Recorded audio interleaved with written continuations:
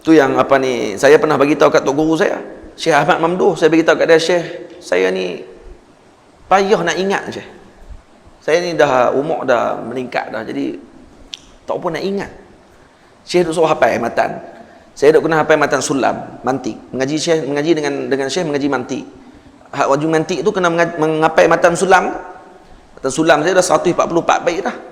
Ini nak kena mengapai, Allahu Akbar. Mengapai pula mengapai syair. Syair Arab. Dia mai tu kadang-kadang tu. Ya, dia mai dia malah ke semua, jadi malah nak hafal. Padahal bukan tak boleh hafal, boleh tapi malah. Tapi kita buat alasan kata tak ingat. Nah, lepas tu Syekh saya kata, "Tak, kamu bukan tak boleh hafal. Kamu malah tu ya." Syekh tahu. Kita ni buat alasan je. Lepas tu Syekh bagi kat saya, dia bagi kat saya satu buku. Dia panggil Quwwatuz Zakirah. Buku tu tentang kuat ingatan. Macam mana teknik untuk kuat ingatan. Saya pernah tanya lagi pasal tu di sini. Pasal buku tu. Saya tanya lah. Buku tu awal-awal lagi dia tulis, seorang Mak Saleh tulis, orang putih tulis, tapi dia terjemah dalam bahasa Arab. Saya nak tanya dekat tuan-tuan ni. Tanya dekat tuan-tuan. Hak tahu duk diam, tak usah duk jawab. Nah, hak tak tahu hak tahu tak usah duk tahu dah kan. Ni saya nak tanya hak tak tahu lah. Baik. Tuan-tuan bawa bas dan kemudian dengar elok ni. Dalam perjalanan bas tersebut, dalam bas ada 16 orang dalam bas tu. Sampai di satu tempat, turun 10 orang. Stesen pertama. Stesen yang kedua, dengar elok ni. Stesen yang kedua, turun 4 orang pula. Naik 6 orang. Stesen yang ketiga, turun lagi 4, naik pula 7. Dan stesen yang seterusnya, turun 11 orang, naik pula 8 orang. Baik. Soalan dia, siapa bawa bah? Siapa bawa bah? Siapa bawa bah? Bah. Siapa bawa bah, bang? Ni hak pakai Quran. Abang, ni hak pakai mas. Siapa bawa bah? Hak bawa bah kita lah. Saya tanya awal lagi tadi. Tuan-tuan bawa bah, saya kata. Saya kata tuan-tuan bawa bah. Lepas tu, bah tu ada 16 orang. Ikut suka saya nak buat nombor apa pun bah tu. Yang kita duk fokus ni tentang nombor tu. 16 orang, lepas tu turun 4. Lepas tu sampai ke tu naik 7. 16 tolak 4 jadi 12. Lepas tu naik 7 pula jadi 19. Dia duk kira hak tu. Lah kali soalan dia bukan hak tu. Soalan dia, siapa bawa bah? Penin duk. Siapa dia bawa bah? Patutnya tanyalah berapa orang hak last sekali. Tak. Lepas tu kita ni suka nak dengar apa yang kita nak. Bukan kita nak fokus dengan apa yang guru nak sampaikan. Saya waktu mula-mula baca buku tu soalan pertama yang dia tanya. Dan saya kena baca 2 kali.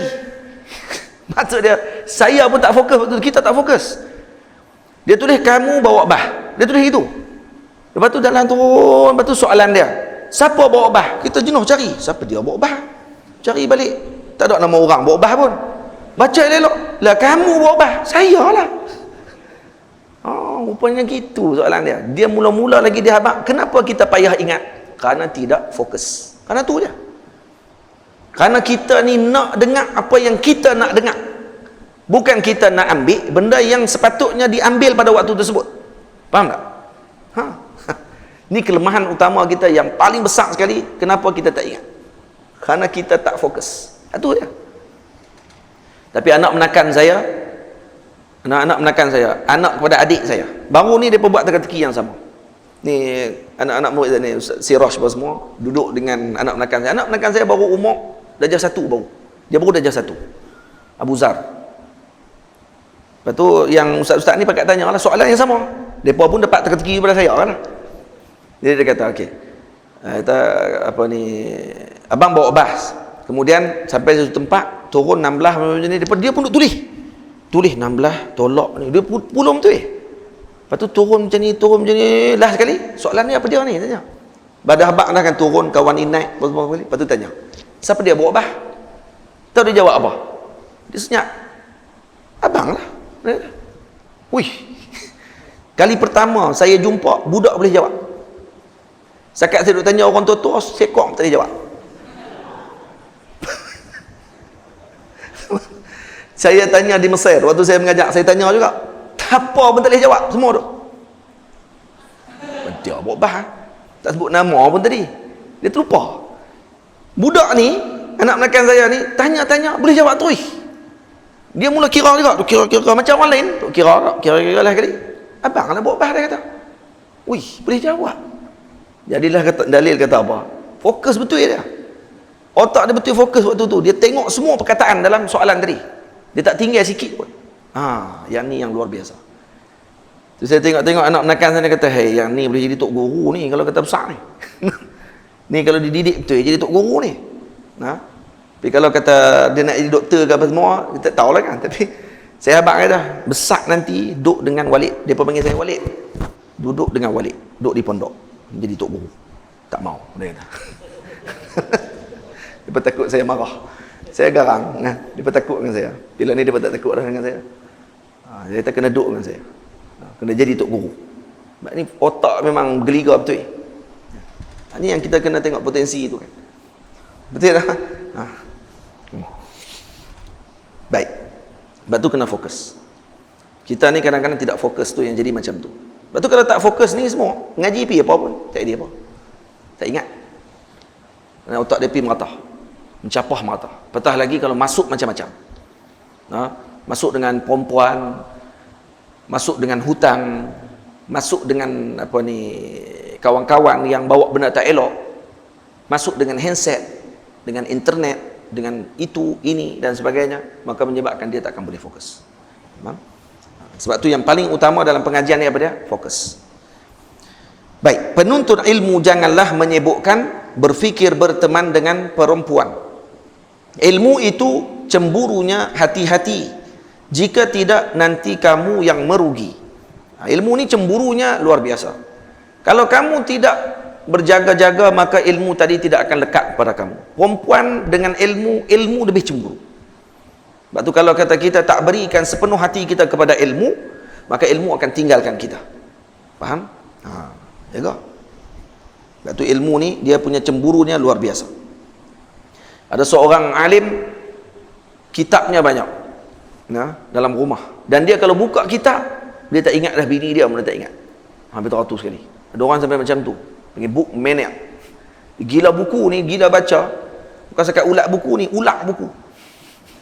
Baca sungguh sampai terlupa bini dia. Kalau bini dia pakai baju seksi pun malam tu, lagi seksi kitab dia. Dia tak ingat dah. Baca buku dia. Ini orang dia. Maulana Zakaria Kandahlawi rahimahullah, ketika sakit dia, anak murid dia ditanya oleh doktor. Doktor kata ni ubat, penyakit ni tak ada ubat. Baik, doktor tanya dekat anak murid dia, apa kegemaran Maulana Zakaria? Kegemaran ni tak ada benda lain, kitab. Dia bawa dia pergi maktabah. Pergi ke maktabah, apa dia yang anak murid dia buat? Bagi kitab dekat Tok Guru. Tok Guru duduk kat meja kitab. Anak murid main hantar kitab. Dia pun buka kitab baca. Tengok kitab ni, hantar kitab lain pula main tak. Lega. Rupanya ubat dia kitab. Orang macam tu. Maulana Zakaria ubat dia kitab. Syekh tadi ni, alim tadi saya terlupa nama dia. Dia punya gila dengan kitab sampai tertinggal bini dia. Sampai bini dia pernah sebut kata apa? Saya ni kalau suami saya kahwin 4 orang, saya kurang lagi jealous. Masalah bukan dia ni, madu saya bukan 4 orang, madu saya 1000. Tu, penuh kat rak. Tu semua madu saya. Rupanya dia kata madu dia bukan 4 orang, bukan 3 orang. Dia tak ada madu pun. Dia kata madu dia lebih banyak daripada 4 tu. Yang duk kat rak kitab tu semua madu-madu dia. Sebab apa? Sebab laki aku bila buka saja yang tu, terlupa terus aku. Sampai macam tu sekali. Ajaib no dengan ulama-ulama kita. Al-Imam Muslim radhiyallahu anhu ditanya dalam satu majlis, ni yang terakhir sebelum dia wafat, tentang satu masalah, kemudian dia tak boleh jawab masalah tersebut. Kemudian Imam Muslim minta izin untuk esok, kata dia akan bagi jawapan. Malam tu, bermula daripada selepas isyak tu, dia mula buka kitab. Dan kebetulan waktu tu ada orang hadiahkan satu bekas besar kurma.